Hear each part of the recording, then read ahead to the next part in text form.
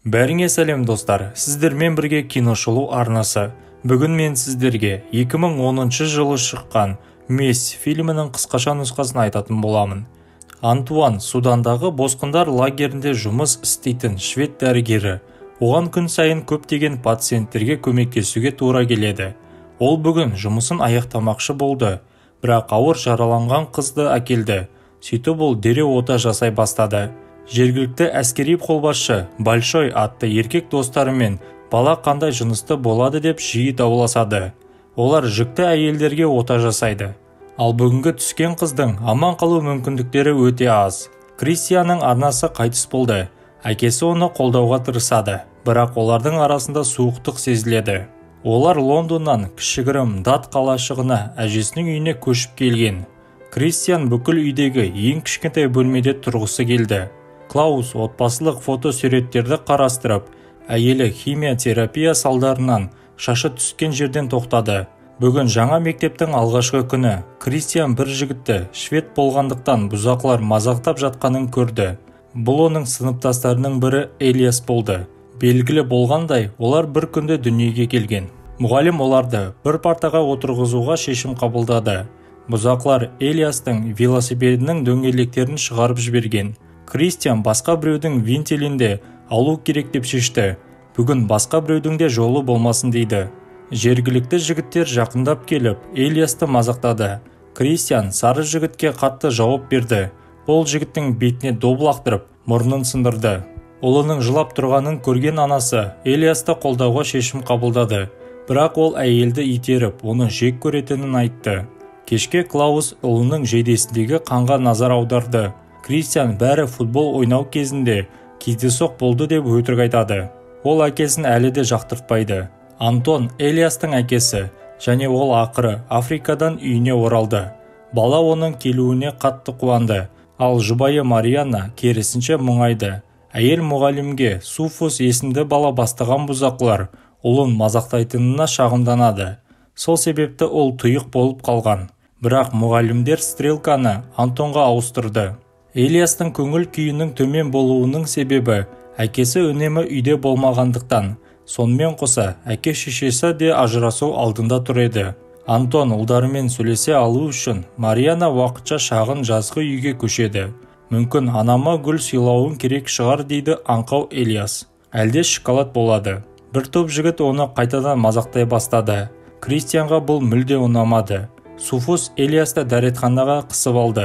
Сол сәтте Кристиан ішке жүгіріп келіп, бұзақыны велосипедтің насосымен ұрып соғуға кірісті. Содан кейін мойнына пышақ қойып, басқа ешкімді ренжітпеуді бұйырды. Пышақты жасыр деп кеңес берді Элиас. Марианнаны мектепке шақырып алды. Оның көз алдында полисмен Элиасты сұрақтың астына алды. Кристиан мұны бойындап қойса да, жігіт ешқандай пышақ болған жоқ деп айтуды жалғастырды. Бұл полиция тарапынан жасалған қулық болып шықты. Кристиан да бәрін жоққа шығаруда, ал оған полисмендер Элиастың оны бірден тапсырғанын айтты. Кристиан өзін қорғауға мәжбүр болғанымен аяқталды, ал насосты ол Суфус одан әлдеқайда үлкен болғандықтан алған. Полицейдің айтуынша бәрі тым ауыр. Суфус бір көзімен енді ешқашан көре алмайтын шығар деді. Бірақ бұл өтірік болды. Анасының айтуынша Суфустың тек басы ауырып, жарасы қалады дейді. Бірақ бәрі әлдеқайда жаман болуы мүмкін еді. Кристиан әкесіне бәрінің оны соққыға жыққанын көргенін айтты. Егер ол ешқандай жауап бермесе, сосын басқалар да оны мазақтап бастар еді. Ол қатты жауап бергені соншалық, енді оған ешкім тиісуге де батылы бармайды. Кешке Антон Марианнаға қоңырау шалды. Оған әйелі жетіспейді. Бірақ ер адам оның көзіне шөп салған екен. Марианна қанша тырысса да оны кешіре алмады. Бұл аз уақыттық ойын соғып болмады. Ол басқа әйелді шынымен де жақсы көріп қалған екен. Директор ұрып соғу оқиғасының аяқталғанын қорытындылады. Ол балаларға төбелес ештеңеге әкеп соқпайтынын айтты. Директор жігіттерден қол қысуларын сұрап, оларды босатып жіберді. Элис пышақты қайда жасырғанын көрсетті. Кристиан досына оны өзіне қалдыруға рұқсат берді. Клаус Лондонға ұшып кетеді, ал Кристиан Элиасқа анасының қатерлі ісіктен қайтыс болғанын айтты. Балалар портқа жүгіріп келіп, биік мұнараның төбесіне шықты. Антон ұлының сол жаққа көтерілуіне тыйым салады. Бұл тым қауіпті. Серуендеу кезінде Антонның кіші ұлы басқа баламен төбелесіп қалды. Дәрігер балалармен әңгімелесе бастады және оларға төбелеспеу керектігін айтты. Бірақ сол кезде баласының әкесі келіп, Антонға баласына тиіп жатқаны үшін бірнеше рет шапалағын берді. Кристиан полицияға қоңырау шалуды ұсынды, бірақ ер адам мұны қаламады. Үйге келген Антон өзін суыту үшін теңізге секірді. Кристиан тағы да шатырға шығып, Элиастың әкесіне шабуыл жасаған еркекті көрді. Оның аты Ларс, және ол автомеханик болып жұмыс істейді. Элиас оның қайда тұратыны туралы ақпаратты әкесіне берді. Ол Антонның оның үйіне барып, еркектің сазайын беруін қалайды. Бірақ ер адам зорлық-зомбылық ештеңені шеше алмайды деп санайды. Бұл тек жағдайды ұшықтырады. Бірақ бәлкім анама сені әлсіз деп ойламайтын шығар, дейді Элиас. Сол кезге дейін Антон теңіз жағасындағы үйге көшіп келді.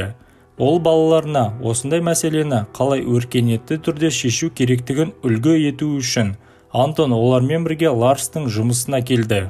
Ол автомеханиктен оның бетіне неге соққы бергенін сұрайды. Әңгіме бірден зорлық-зомбылықтың жаңа қауіпіне ауысты. Антон мұндай адамдар жұдырықтарының көмегімен өздері ұрып-соғып жатқан адамдарға билік орнатады дейді. Бірақ Антон одан қорықпайды, ал Ларс соншалықты ақымақ, тіпті кешірім сұрайда алмады.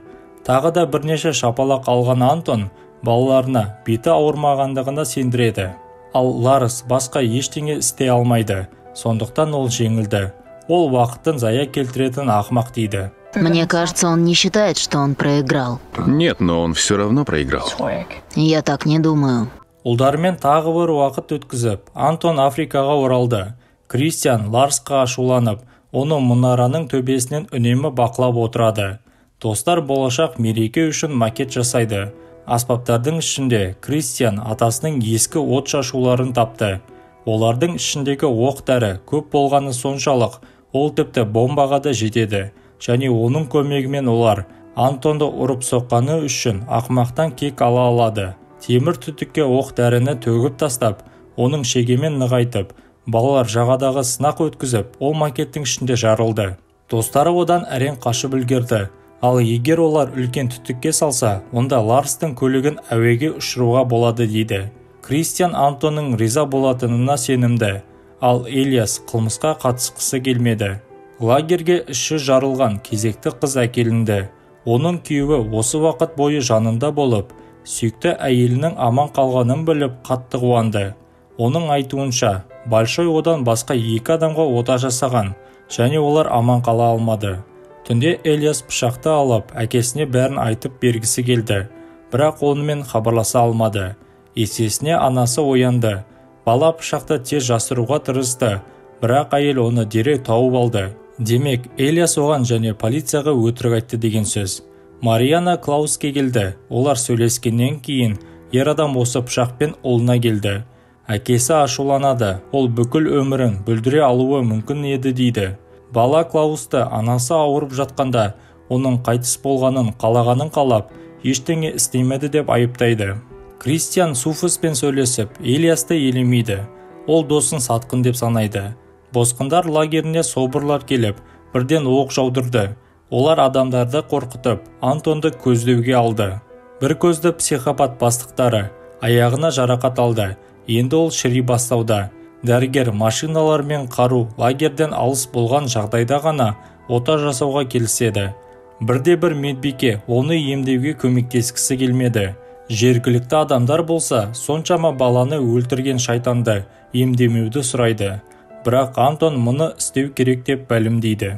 Сен қызық адамсың, дейді оған екінші хирург. Бір көзді жараның тым ұзаққа созылғанына қатты ашуланады. Оның орнын алғысы келетін, оның өлімін күтетін басқа да көптеген адамдар бар дейді. Ты мне друг? Нет, не друг. Но я делаю все, что в моих силах, чтобы помочь тебе. Антон өзіне не істеу керектігін ойлайды. Жаңа ғана ол ауыр жарақат салдарынан қайтыс болған тағы бір қызды құтқара алмады. Оған бір көзді кіріп, кішкентай қызды пайдалану керек деп күлді. Оның адамы Амар, оған қазірдің өзінде мінгесуге қарсы емес болды. Антон ашуланып кетті. Ол енді алыпқа шыдай алмайды.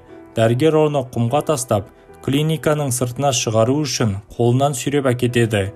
Бір топ жігіт жексұрынды ұстап алып, оны бір жаққа апарып тастады. Оларға әйелдер қосылды. Олар бірігіп, бір көздіні өлгенше ұрып соқты. Енді Антон дұрыс істедім бе деп ойланып жатты. Оған ақыры Элиас хабарласып, жолдасы жасаған бомбаны айтып берді. Бірақ нашар байланыс пен күйзеліске байланысты Антон ұлын тыңдай алмай, ертең хабарласуын сұрады. Алайда бала сол түні Кристианға қосылу туралы сұмдық шешім қабылдады.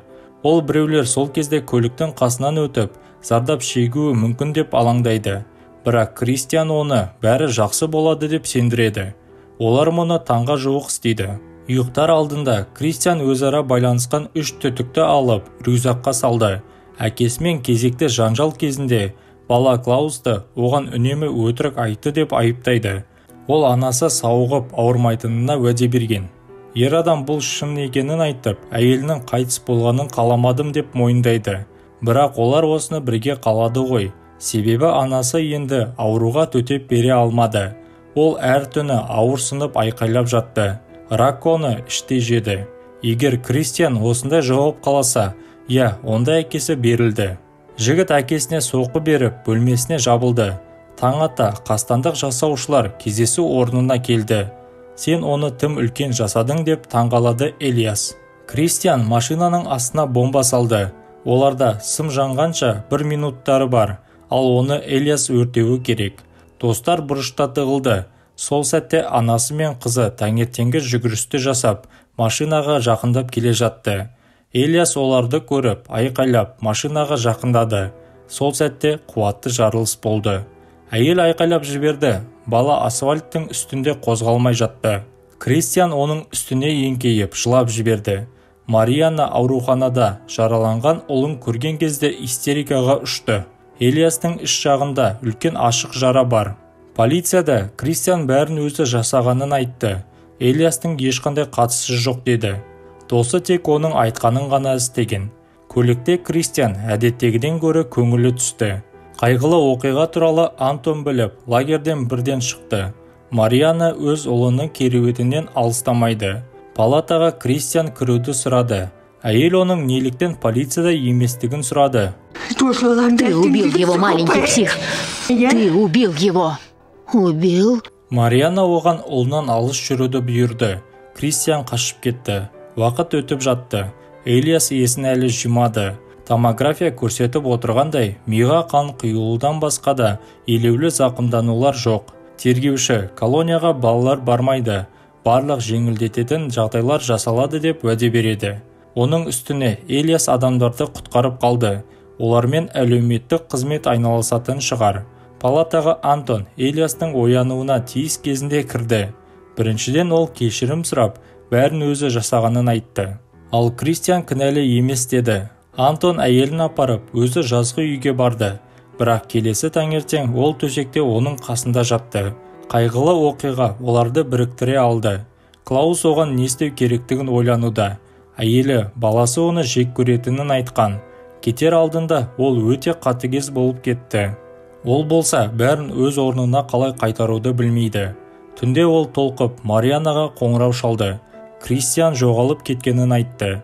Антон баланың қайда кеткенін білді де, мұнарадан тапқан соң ақымақтық жасамас үшін оны құшақтап алды. Ол Кристианға Элиастың түзеліп сауығатынын айтып тыныштандырады. Бәрі жақсы болады деді. Демек, мен оны өлтірген жоқпын дейді Кристиан. Ол досын қайтыс болды деп ойлады. Кристиан осы уақыт бойы Элиастың өлген түрін елестетті. Ол өлі анасының бейнесінде есіне түсірді. Оған анасы жетіспейтіні анық. Антон өлімді анық көргенде бір сәт ауыр болатынын айтты. Бірақ кейін қиындық өтіп, сен әрі қарай жүресің, айналаның бәрі жақсарады дейді. Төменде Кристианды әкесі күтіп тұрды да, бала оның құшағына ұмтылды. Таңертең олардың үйіне Марианна баламен сөйлесу үшін келді. Элиасты тексеруге олар бірге барды.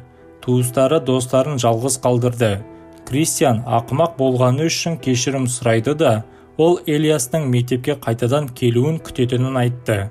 Антон Суданға адамдардың өмірін құтқару үшін қайта оралды. Осымен фильм аяқталды достар. Сіздермен болған киношолу арнасы. Келесіде кездескенше.